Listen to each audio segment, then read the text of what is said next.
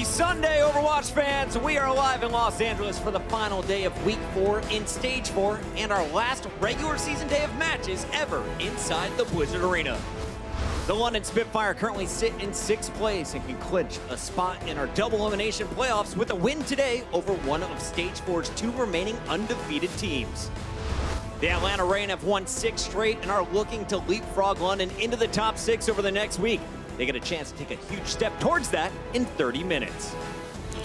Hello, everybody, and welcome to the Watchpoint Pre-Show presented by State Farm. I'm your host, Chris Puckett, joined at the desk. We've got Zoe, we've got Sideshow, and a very special guest, the last caster to make his appearance on the desk. We've got Achilleos. Hi, how's it going? Good to be here for the first time, Just got it in right at the end. I like it. Achilleos, we got some fun matches today, some big ones to kick off the day, and I hope everyone is ready to have some fun because we're hosting a Stage Champions pool party.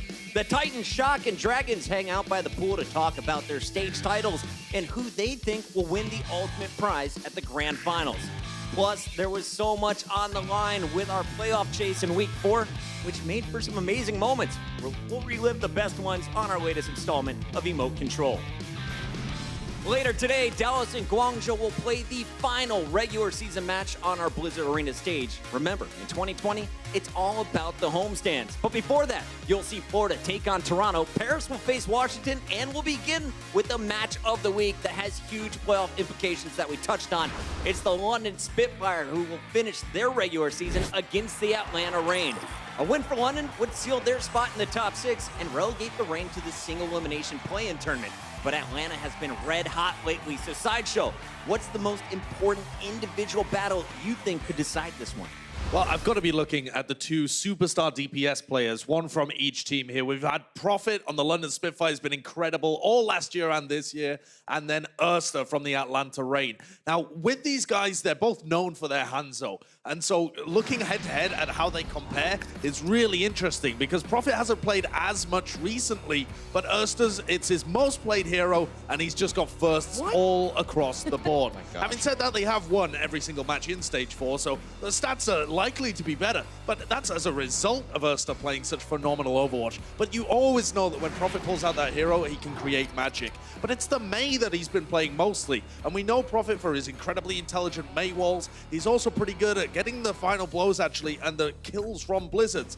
Now, Erster a little lower across the board, Blizzard efficiency looking okay, but it's normally N-Layer that comes in and plays the Mei for this team. It is Erster's second most played hero, though, so when he's alongside Baby Bay, that's where he needs to be getting value. Both of these players, though, utterly phenomenal. With the awards coming up at the end of the season, these are 2 of just the most incredible DPS players we have in the league. Oh, yeah. I mean, all the players deserve so much praise, but despite Ursa's lovely-looking #1 board there, I also want to give a lot of credit to his team because they're doing a phenomenal job at following up on those first kills he's actually getting.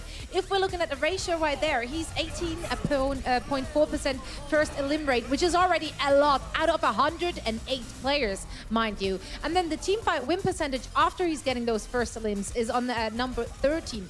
Again, that is still out of 108 players, and that is actually incredible. The cohesion this team has been showing in this very stage with this roll lock has been phenomenal, and I hope to see more of that when they face off against London. Yeah, I mean, they've been fantastic. I mean, another, set of DPSers that I want to look at, or ones that are going to be squaring off, is going to be Birdring, potentially going up against Baby Bay. You mentioned N-Layer before. We have seen him subbed in. He also plays that Widowmaker, but Baby Bay coming in, going up against Birdring, could be a matchup to watch. We've seen how dominant Widow is in the 2-2-2 meta. Even in 3-3, we did see Baby Bay and Birdring both go over to this pick and just completely shut down team fights on their own with the Widowmaker. So I'm really excited to see if these guys get to square off. And if it's not Baby Bay, then N-Layer himself, and whether or not he can come out on top of Birdring. He's a very storied player from the Apex days coming in. Wolf's not here right now, so I've got to mention the Apex. But coming in from the Apex days, has been playing Widowmaker since the game came out, so I'm excited to see if Baby Bay can take him down. That's a duo right there. Well done, Seth, representing Wolf. All right, Atlanta has been one of the most dangerous teams since Rollock came into play.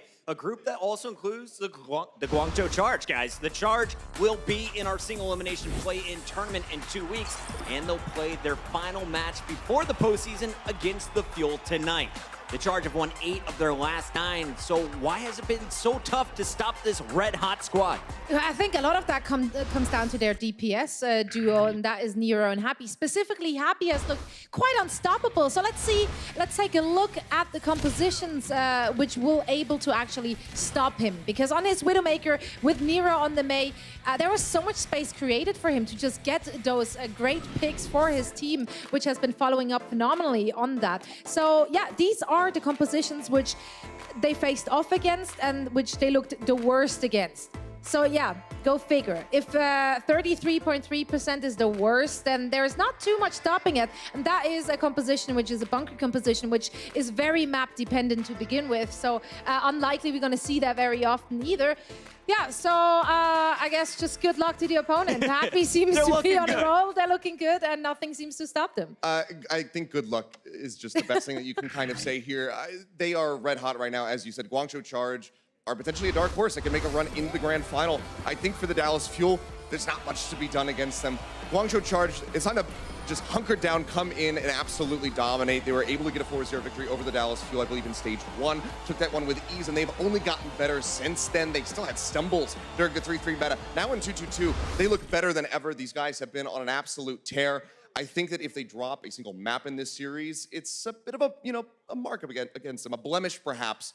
And I think that it's heavily expected to see a 4-0 from them. Anything else would be a bit of a disappointment. Yeah, I think the Guangzhou Charge, though, won't even be focusing on this match in particular, because looking at their playing opponents and the fact that they are so heavily favored, this is a team that's got their eyes set on the grand final. Honestly, the Guangzhou Charge is one of those dark horse teams that I could see a bit like London or Philadelphia making a crazy run, like we saw in 2018.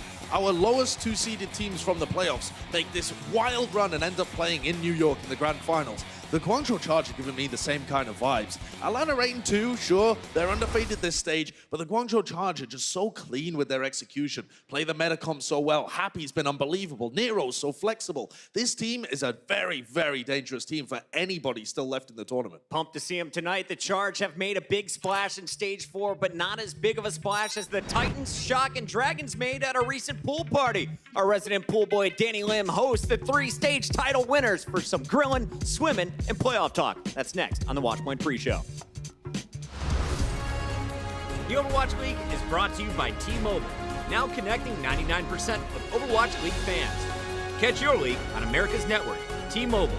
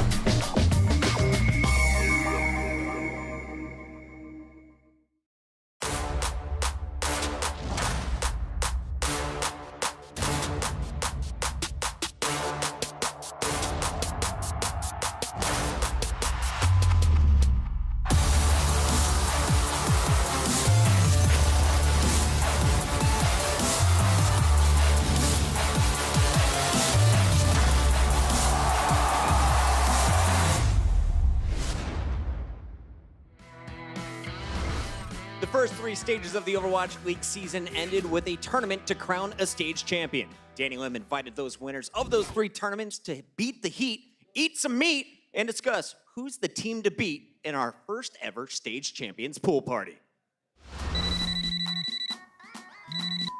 데니야. 네 삼촌. 아 걱정 마요. 지금 걔도 잘 보고 있고 우리 원리도 지금 기분 좋고. 굳이. 내가 없는 동안 파티 열지 마. 에? 노 파티? 와이 노 파티. 그지 원리. 와이 노 파티. 우리 집에 찌질한 애들 데려오지 말고. 아.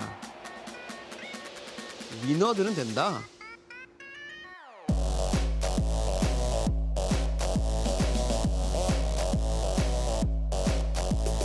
원래는 파티를 하지 말라고 하는데 또 여러분들 같이 또 오버워치 리그 스테이지 1, 스테이지 2, 스테이지 3 이렇게 바베큐 그릴이 딱 있잖아. 그래서 내가 만들어야 돼. 근데 솔직히 말해서 내가 이런 걸 한 번도 해본 적이 없어. 해본 적 있지 너? 네. 슬라임이 또 그릴 마스터래.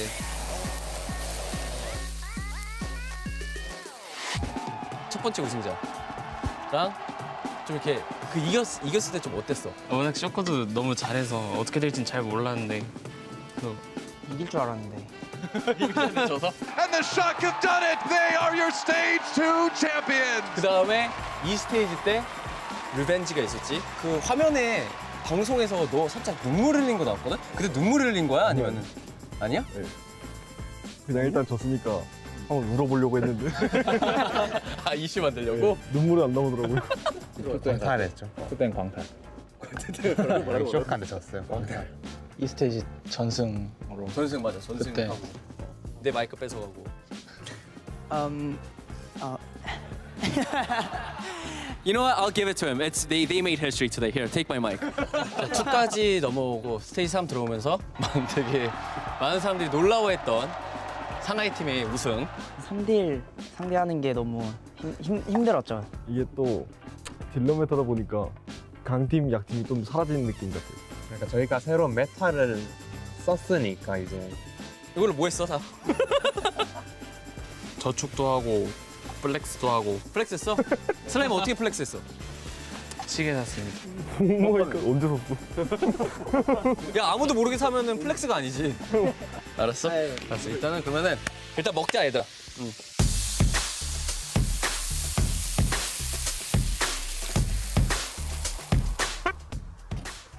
알았어?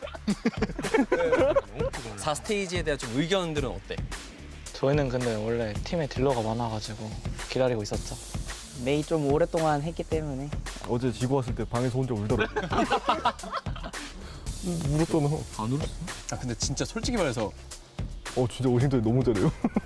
이게 핵이에요 위도우가. 위도우 핵. 코레이가 소리가 쏘면 다 미쳤어요 그냥. 다 헤드로 따라가요 유도탄처럼. 요즘 그렇게 잘해? 미쳤어요. 뉴욕이 이번에 누가 청두. 그거 삼아 위안이 좀 되긴 했는데. 저희 다음 경기에 또 뉴욕도 4대0으로 졌네. 나이스 하면서. 좀 이번 시즌 마지막 스테이지 4 끝나고 시즌 플레이오프, 시즌 프로 좀 예상을 해보자면 어떻게 될 것 같은지. 센쇼? 센쇼. 나이스. 저희가 결승전 갔다가 아쉽게 질 것 같아요. 내년 2020년 시즌 3 얼마나 좋아? 상하이 팀이 상하이로 가. 얼마나 좋겠어? 좋아 안 좋아? 솔직하게 말해봐. 좋긴 한데 한편으로는 또 안 좋은 게 음식이랑 잘 안 맞아가지고 싫어하는 거 딱 하나 있지. 뭐? 취두부. 취두부? 취두부 안 좋아해? 전 취두부 사랑합니다. 오! 야, 얘 잘 타네.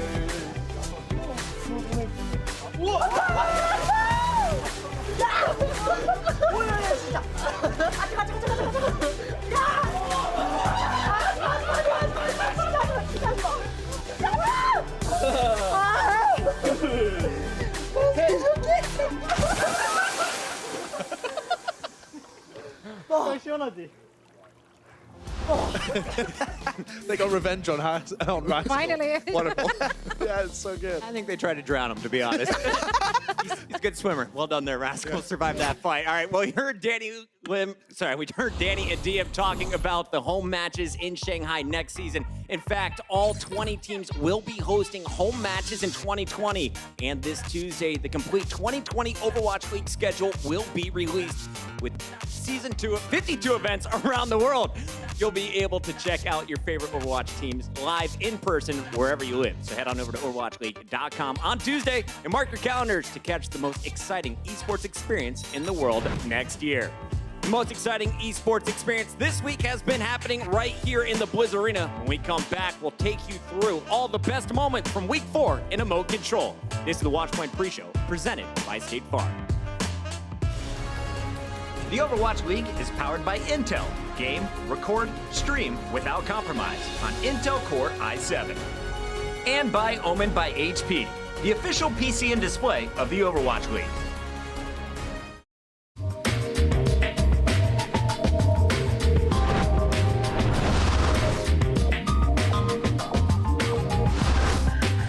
Eluding that ultimate. Now looking to set up the wall. Goes ahead, slaps that one down as they start advancing. Barrier gonna be broken. Main wall comes in, but Preshow's gonna be the first one to fall. Quickly they're able to trade back, remove Giannis from the game, and now Color Hex and Fusion both gonna be taken down. Corey is just ripping people to shreds. So one of the right now making it look easy. Hawk is coming down still, trying to knock Kamsu out of the fight before that barrage is going to be used by Rascal. He'll just go ahead and use it right on top of Ding's head. Gets the double kill. Desperation sends it for New York. Another blade. Oh, 3 kills with 1 swipe. And he goes down, but hey, man, he did his job. That is enough. That is... Oh! A hack into the blade. We've seen this so many times from the Titans and other teams in this league. Hawksaw carves apart the London Spitfire. That might be the end of the map right there. There we go. Well, right now it's Saya player versus the LA Valiant ship. It is a point. Oh, buddy. Set sail. The friend wins the find today, and this is just going to keep... Saya is just abusing him now. Talk about extending a record. He's going to just try and make it as hard to beat as possible.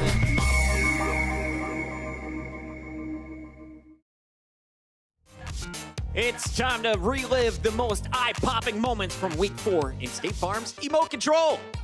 First up, Blaze's baby diva is going to need a bully hotline after this treatment from the Valiant yesterday. The damage dealer has been playing flex tank for Boston lately, but it looks like he's not having the best time on this one.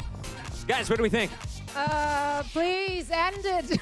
Yeah, poor guy. It's hard. That is, he's in a little prison. Just don't get staggered. Yeah, just as simple as that. Just don't get staggered. Just win baby the team diva. fight. It's fine. Just win all the time. Let's move it on. Everything came together for the Houston Outlaws on Junkertown for the self-destruct 3K spree, getting some help from the Maywall and Muma's Halt to decimate the Hunters and send this match to a map 5. Chung to 1 in the end, though. That is just a sick play from Linksa. Honestly, it's so good. I think we're all in agreement here. Absolutely. Baby Bay Pog. Love to see it. All right, this is fun. I love this one. Rhea with the sick hook on Notes Roadhog to send him into the darkness on Blizzard World, but Notes invites Rhea to join him. 2 hogs, 2 hooks, 2 dead pigs. Love to see it. Actually, I hate to see it if you're the other Roadhog. Nothing feels worse than that. I'm going for the sideshow lull. I'm attempting to blend 2 emotes together. Are you trying to give yourself better hair? Yeah, I'm trying to give myself a hairdo. I think I'd look great with hair. I'm going to move it. Yeah. No? All right. We'll get you a wig later. All right. Oh, that's a Tough break for Josh. Tough break for Toby right here. The Baptiste comes charging out of spawn with a head full of steam, only to fall immediately to the Dragon Strike. This one was so far away, could have never seen it coming. Achilles, you were casting this one. I was casting this one, and this was probably the face that I was actually making in that moment. I just couldn't believe that it happened. Just use your immortality field. He did. He did. Stay in the spawn. They got waited out. They got wrecked. All right, and finally, Color X has clearly seen this far a spawn camp on Havana before. The Widow jump shot kill, not once. He did it twice on agilities. Say what you want about Boston, but Color X is definitely a monster damage dealer.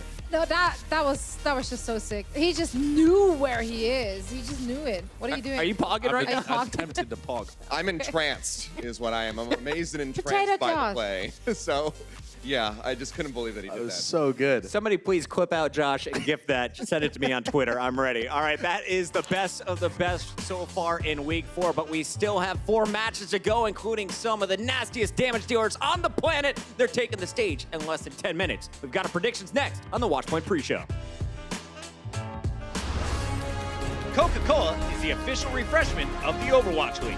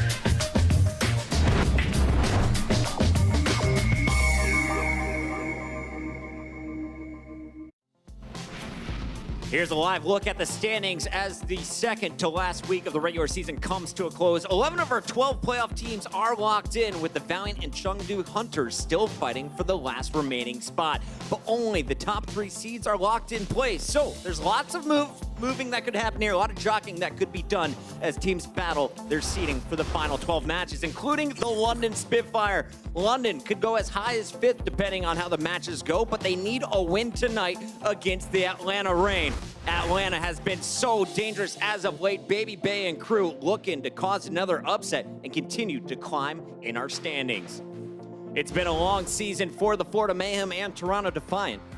The Mayhem mustered just 2 wins in the first 3 stages, but have looked way better here in Stage 4. Toronto was in 3rd place after Stage 1, but will finish the season 3rd to last place if they lose today. That said, we've got some top-tier snipers in this one, right, guys? We do indeed. Of course, we're talking about Logics, as well as Saya Player. Ignore the rest of both of those teams and just watch those 2 guys going up against each other. Like, this is going to be insane. These have been 2 absolutely standout Widowmakers in each of their teams. And whether the team was winning or losing, those 2 did perform.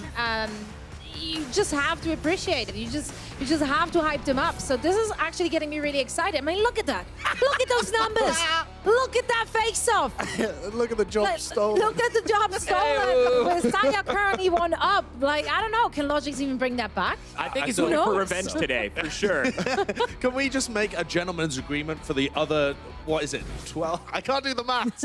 The other 10 players in the server just to watch these 2 battle it out? I hope that everyone would just step to the side. Just watch them escort the Widows can only battle for card control. Josh, Yeah. we got to look at this Toronto team, though. It was their first season in the Overwatch League. What was the best moment from Toronto in your eyes? I think it'd probably be early on in the season when they were doing so well. I mean, the Toronto Defiant were fairly fantastic. But if you wanted me to pick out a one individual moment, it would have to be the Torbjorn 1v1, where Mangachu just solidified his dominance on that hero by slapping Defran into the dirt.